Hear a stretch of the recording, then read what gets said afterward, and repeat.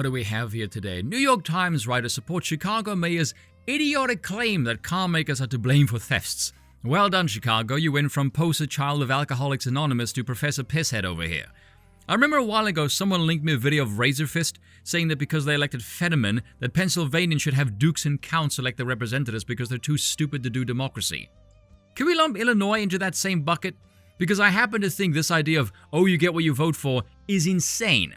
So what, a society with a majority of imbeciles can inflict massive amounts of damage on the city, and this must be respected simply because there's more of them. So reduce the city to a cratering cesspool filled with nothing but problems and corruption in the hope that a messianic figure will somehow magically show up and try and restore it. Why? Does that seem like a sensible way to run any civilization? Seriously?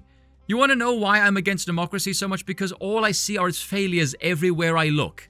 And yes, you can say, oh, it's the ideology X, it's not Group B. Yeah, it's just a coincidence that Group B and ideology X are essentially tied at the hip. And whenever you find Group B, you find their worst excesses enabled by the existence of Ideology X. Same thing happening in California. Massive amounts of theft is destroying the place. Do tell which demographic is responsible for that. Look at all these running into a Nordstrom's. Thank you, Kevin. But it does get even stupider, people, because whilst in California, it's progressive policies, in Chicago, the real enablers of the crime wave was, of course, Kia and Hyundai. Because how dare those pesky South Koreans develop cars without massive amounts of anti-theft devices? Why? They should know when making cars for the American market, they're sending it to a nation that has a urban problem. Y'all know what urban mean, right? Negro. Again, thank you, Kevin. You gentlemen are being very helpful today. Now, the reason I bring this up is because this to me is the breakdown of good order. Order is not natural. Order comes from civilizational development.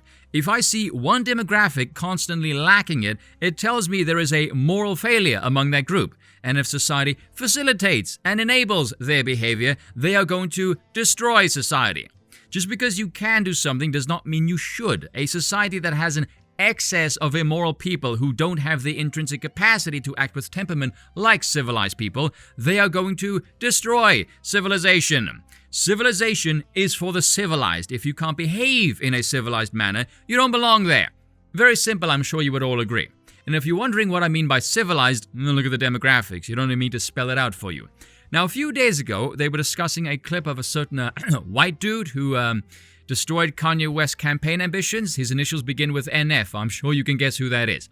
But said white man made the case the way we develop, although frankly you can make this case for any group, developed in a way that works for us. And if you look at the Middle East, for example, those people cannot be taught Western ways. It is not simply a matter of some universal linear progressive line, and if certain people are lagging behind it, then we can just intervene and bring them up to speed. Which is true. This is why every American liberal democracy project fails. The Twins, however, dispute the former, but seeing as I watch the Twins quite regularly, I know their catalog quite well. Kevin and Keith, would you fellas please explain this one for us? A person's behavior is genetic? That's crazy. This is genetic.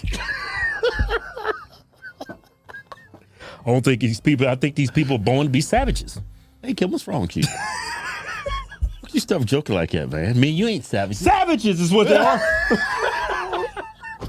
We ain't no savages. Yeah, because we whitewashed. They took our black card. We had no choice but to, become civilized. What's wrong with this? I'm spitting facts over here. So which one is it, gentlemen?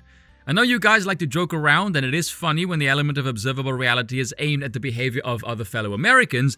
But when it gets pointed out that there is a difference in culture in the Middle East that's developed over the course of thousands of years, no. That can simply be stamped out over the course of 2 decades with American democratic intervention in Afghanistan.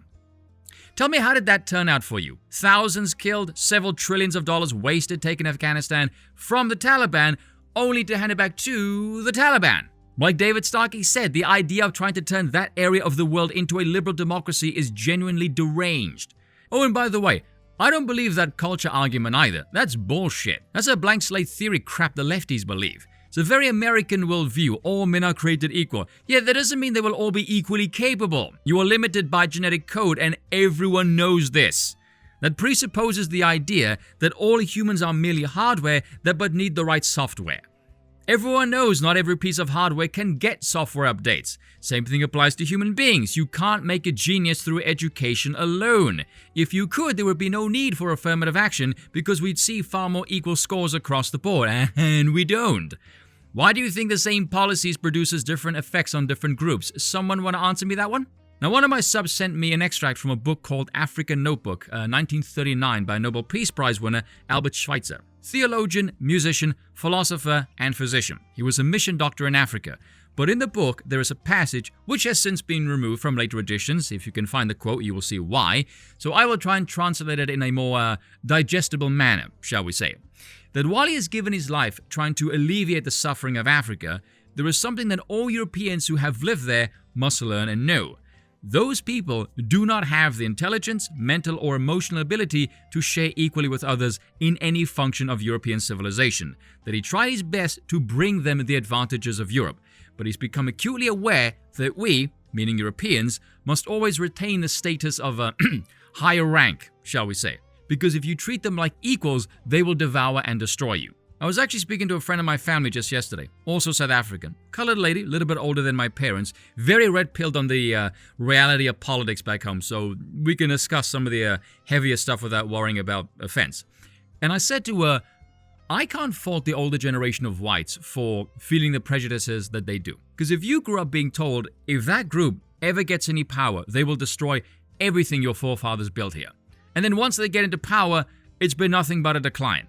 Now, you can't tell those people they're wrong because everything they were taught would happen came to fruition. And she agreed with me. Hell, she even said that when they got the right to vote in South Africa when apartheid ended, her father said to her and her siblings, listen to me, you don't know the, in South Afrikaans slur, if you give them power, they will destroy the place. She and I think her sister ended up voting for the Nationalist Party. Even to me, that is quite a shock. To any non-South African, to do that would be utterly inconceivable. Yet look at South Africa 30 years later. How is it doing? I rest my case. Seems a slightly contorted take on the old those who cannot remember the past are condemned to repeat it is in order, because it seems now it's more those who don't heed the warnings of the past are condemned through the actions of arrogant politics to wreak havoc on the future. Because through my own experience and reading, it seems the warning signs were there decades ago. So I want to ask a question of the Americans, in particular the more lefty types who think this nonsense, it's just the culture you're raised in. Do tell me, what is the length of time that defines raised exactly?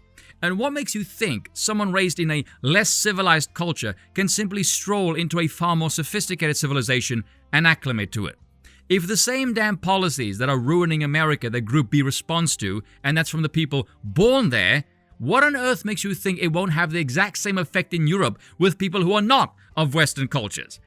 That's the kind of pattern that makes observers of reality go, maybe it's not just culture. Because we seem to have an urban problem in both America and in Europe. I wonder why that is. You mean to tell me those hordes of illegal military-age males flooding Europe are all brimming with the coding for future engineers and Thomas souls? Oh, if only they were just exposed to the better culture, they will become civilized Europeans. You gotta be freaking kidding me. I will never believe that as long as I draw breath. Cheers for watching, and once again, I apologize for nothing.